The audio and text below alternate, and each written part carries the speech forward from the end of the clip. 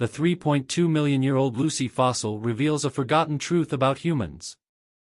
50 years ago, scientists discovered a nearly complete fossilized skull and hundreds of pieces of bone of a 3.2-million-year-old female specimen of the genus Australopithecus afarensis, often described as the mother of us all. During a celebration following her discovery, she was named Lucy, after the Beatles' song Lucy in the Sky with Diamonds. Though Lucy has solved some evolutionary riddles, her appearance remains an ancestral secret. Popular renderings dress her in thick, reddish-brown fur, with her face, hands, feet and breasts peeking out of denser thickets. This hairy picture of Lucy, it turns out, might be wrong. Technological advancements in genetic analysis suggest that Lucy may have been naked, or at least much more thinly veiled. According to the coevolutionary tale of humans and their lice, our immediate ancestors lost most of their body fur 3 to 4 million years ago and did not don clothing until 83,000 to 170,000 years ago. That means that for over 2.5 million years, early humans and their ancestors were simply naked. As a philosopher, I'm interested in how modern culture influences representations of the past. The way Lucy has been depicted in newspapers, textbooks, and museums may reveal more about us than it says about her. From nudity to shame.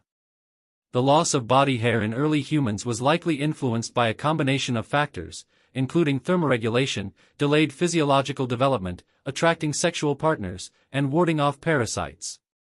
Environmental, social, and cultural factors may have encouraged the eventual adoption of clothing.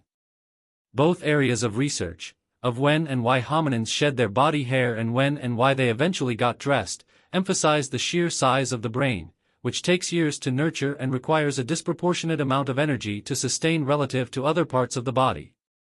Because human babies require a long period of care before they can survive on their own, evolutionary interdisciplinary researchers have theorized that early humans adopted the strategy of pair bonding, a man and a woman partnering after forming a strong affinity for one another. By working together, the two can more easily manage years of parental care. Pair bonding, however, comes with risks. Because humans are social and live in large groups, they are bound to be tempted to break the pact of monogamy, which would make it harder to raise children. Some mechanism was needed to secure the social sexual pact. That mechanism was likely shame. In the documentary, What's the Problem with Nudity?, evolutionary anthropologist Daniel M. Fessler explains the evolution of shame. The human body is a supreme sexual advertisement. Nudity is a threat to the basic social contract because it is an invitation to defection. Shame encourages us to stay faithful to our partners and share the responsibility of bringing up our children. Boundaries between body and world. Humans, aptly described as naked apes, are unique for their lack of fur and systematic adoption of clothing. Only by banning nudity did nakedness become a reality.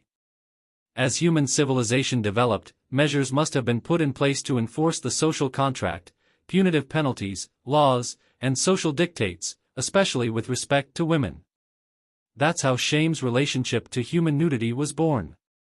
To be naked is to break social norms and regulations. Therefore, you're prone to feeling ashamed. What counts as naked in one context, however, may not in another. Bare ankles in Victorian England, for example, excited scandal. Today, bare tops on a French Mediterranean beach are ordinary. When it comes to nudity, art doesn't necessarily imitate life. In his critique of the European oil painting tradition, art critic John Berger distinguishes between nakedness, being oneself without clothes, and the nude, an art form that transforms the naked body of a woman into a pleasurable spectacle for men.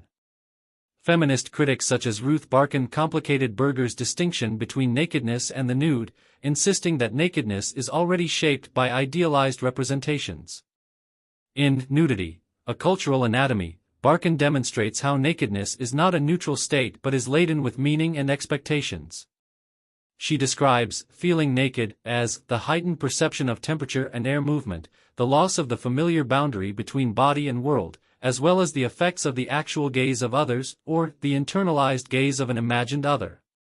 Nakedness can elicit a spectrum of feelings, from eroticism and intimacy to vulnerability, fear, and shame.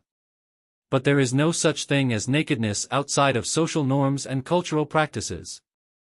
Lucy's veils. Regardless of her fur density, Lucy was not naked. However, just as the nude is a kind of dress, Lucy, since her discovery, has been presented in ways that reflect historical assumptions about motherhood and the nuclear family.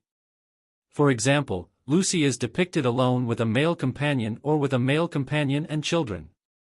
Her facial expressions are warm and content or protective, reflecting idealized images of motherhood.